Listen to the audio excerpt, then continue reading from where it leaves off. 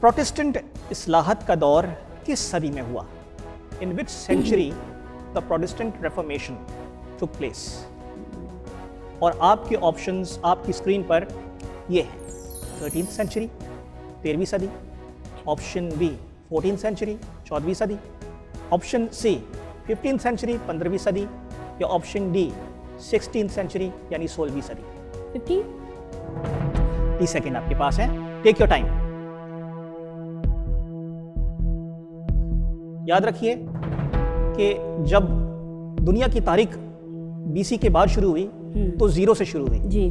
तो जो 0 था इट वाज काउंटेड एज 1। ऐसा ही है? अच्छा, ठीक है। ठीक है। तो जैसे ये 20 चल रहा है जी। And which century is this? 21। 21st, right? तो आप एक हिंट समझ जाए यहां से। 20 second. Martin Luther, Yes, very Martin Luther famous Reformation. Yes. for this Reformation. 1580. 15। Yes. कैसे आप इतने श्योर हैं? बस मेरे दिमाग को क्लिक कर रही है ये बात, मेरे दिमाग को क्लिक कर रही है 1580।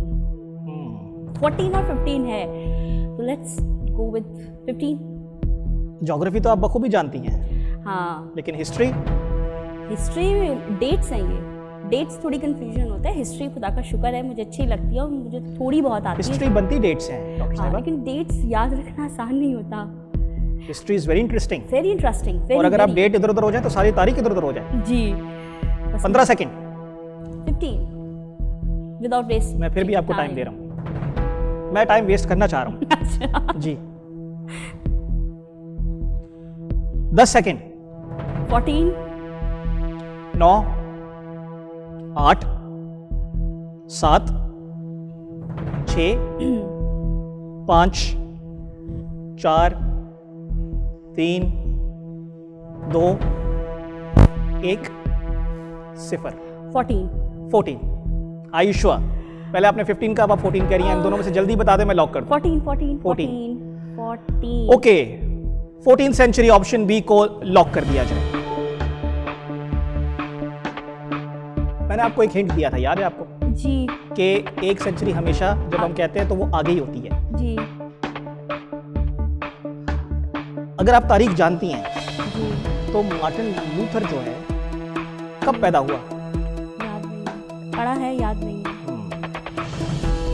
उसने काम कब किया, अपना शुरू किया?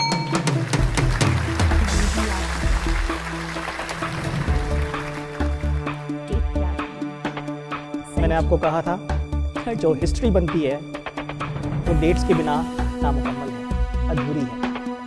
इसलिए अगर डेट गलत हो जाए तो सारी हिस्ट्री, क्योंकि हिस्ट्री में तो ये वाकया है रेफॉर्मेशन का, लेकिन अगर हम थोड़ा सा पीछे चले जाएं तो फिर वो रेफॉर्मेशन नहीं होती, वो इनलाइटनमेंट हो जाती है। उससे थोड़ा और पीछे चले जाएं तो वो डार्क एजेस हो जाती है। तो इस तरह जब डेट्स शिफ्ट होती हैं तो सारी तारीख बदल जाती है।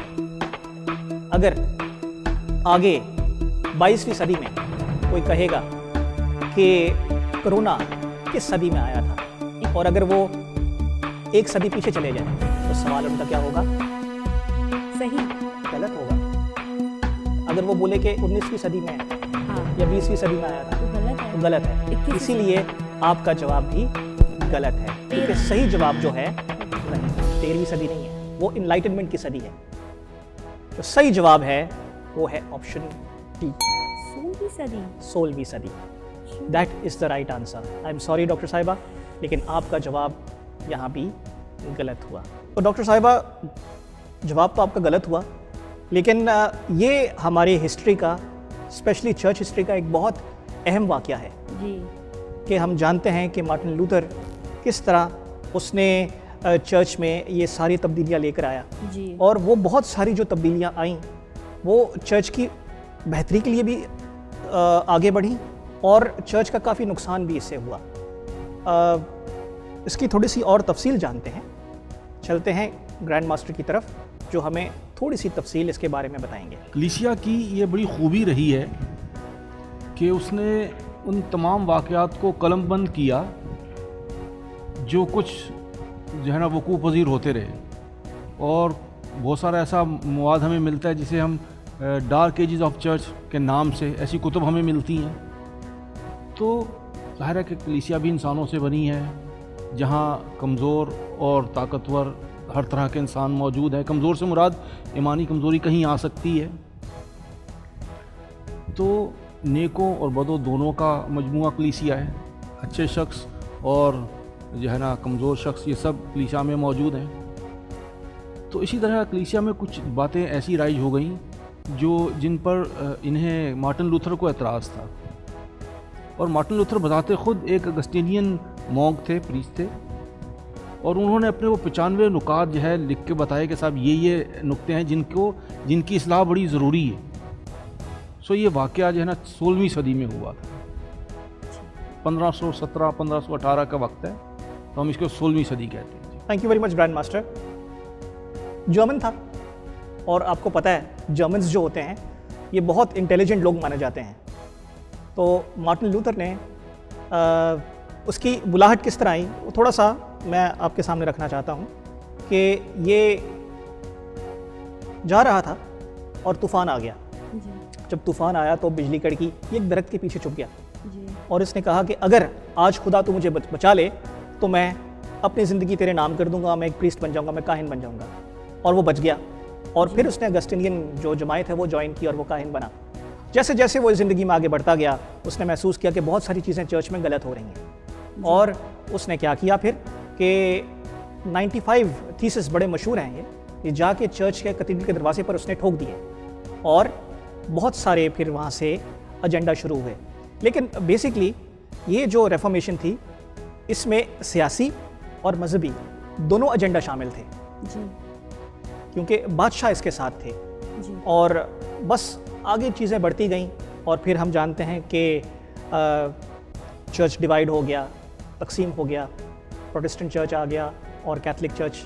जी। तो ये तारीख़ का एक अहम हिस्सा है जो हम कभी भुला नहीं सकते। लेकिन कोशिश हमारी यही है कि इक्यूमेनिज़म यानी अमन सुलह सलामती हम बरकरार रखें।